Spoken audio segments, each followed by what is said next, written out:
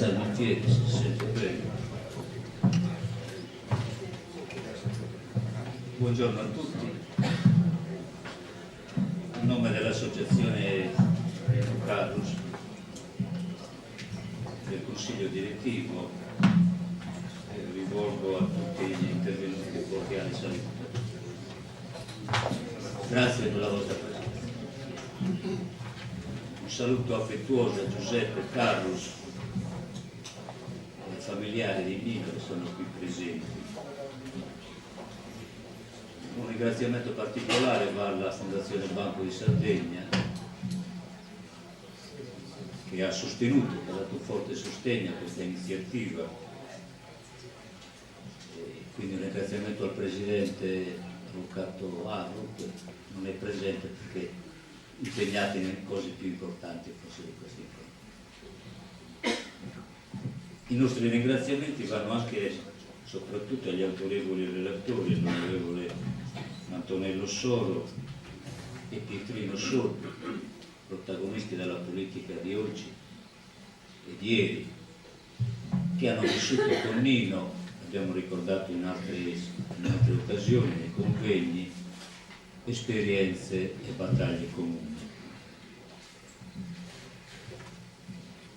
Antonello Soro è presidente di un'associazione che si chiama Aspes, opera a Muro mi sembra da una quindicina d'anni, organizza convegni di grande rilievo, forse molti di voi hanno partecipato a questi convegni, e presenta anche libri che sono il frutto di una ricerche sullo stato della situazione economica provinciale, sul turismo. L'ultimo libro che è stato presentato dall'Aspes è un libro che raccoglie i discorsi parlamentari del senatore Antonio Monti, una grande figura della nostra terra che ha dato sicuramente sostegno ai problemi della Sardegna, e non da ricordare, da sottolineare l'impegno e il sostegno all'approvazione del primo piano del Ministero. Faccio queste considerazioni perché in una certa misura la nostra associazione, l'associazione Nino Carus, segue e riprende l'esperienza dell'Aspes, convegni di grande rilievo, ne abbiamo fatto alcuni importanti, e libri un po' che raccolgono i risultati e l'esperienza di tutti. Al Presidente, l'onorevole Sordu, va invece un duplice ringraziamento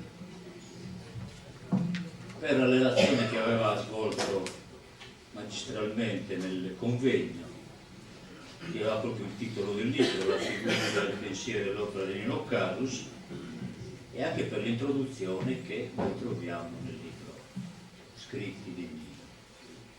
Sono complessivamente 35 pagine, io le ho contate, pagine intense, molto appassionate.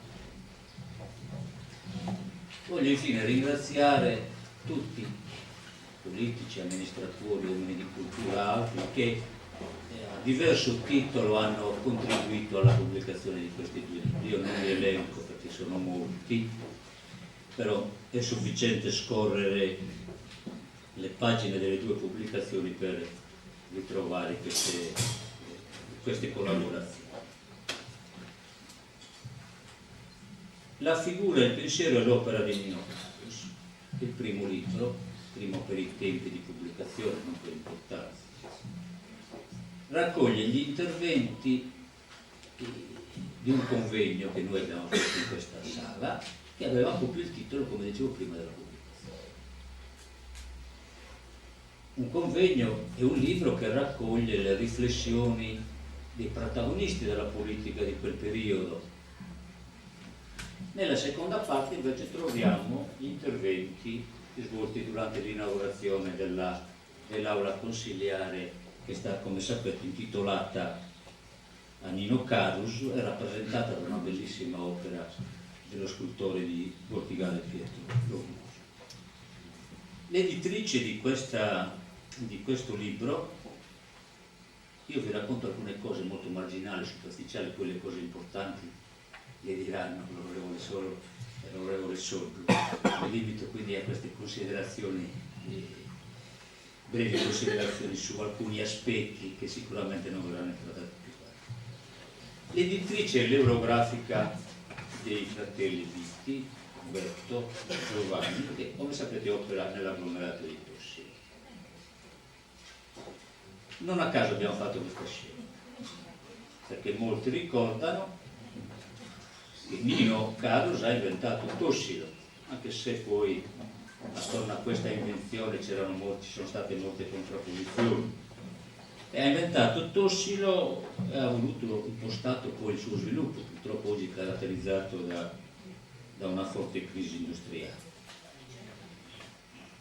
La casa editrice Eurografica ha voluto fare un libro un po' diverso nell'impaginatura, negli spazi, nell'uso dei caratteri, però è arricchito anche dalla scenografia di Edemoni. Nino Cadus aveva una grande passione e attrazione per l'arte in generale, ma anche per l'arte dei incisori. Gli incisori sardi sono i migliori forse nel mondo, in Italia, e quindi apprezzava, anche se in modo critico, le scenografie di Edemoni. Ecco, bene, tutti questi aspetti rendono il libro, io direi, abbastanza accattivante e leggibile, anche perché questo tipo di libri non sempre sono leggibili, si leggono molte volte con difficoltà. Quindi tutti questi aspetti probabilmente lo rendono diverso, ma anche per questo più leggibile. La copertina rappresenta i 4 momenti più importanti della vita pubblica e politica del Nino: il Consiglio Comunale di Borore, la Regione Sarda, assessore e consigliere con presidente Pietrino Sordu, l'amministrazione provinciale, consigliere e assessore, e infine il Parlamento, deputato e altri incarichi. L'associazione ha voluto inoltre dedicare questo libro, c'è una pagina Maria Clotilde, che ricordiamo con affetto e con grande rimpianto. Come viene descritto Nino in queste 140 pagine? Io credo in modo abbastanza univoco. Io l'ho definito, non solo io ma tanti altri nel libro, ci sono queste considerazioni, una figura affascinante per la vastità della sua cultura, ma soprattutto per la sua umanità molto semplice e conviviale, diceva Pietrino Sordo nella sua relazione, che ha lasciato un segno profondo nella storia della vita amministrativa del nostro paese, ma non credo solo del nostro paese, ma sicuramente di tutta la Sardegna. L'altro libro, il secondo libro, come vi dicevo, non so anche per i tempi di pubblicazione, è una raccolta di una quindicina di scritti,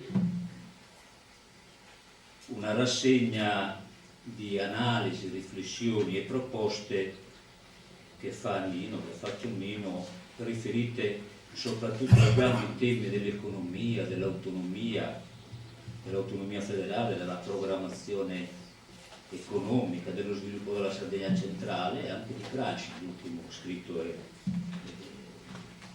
parla di Gramsci. Quindi un libro che abbiamo scritto nella lettera Fecondo, che ci permette una rivisitazione storiografica del pensiero di Nino, ma ci permette soprattutto di collegare la storia ai fatti attuali, ai problemi attuali della nostra isola, della regione Sarda.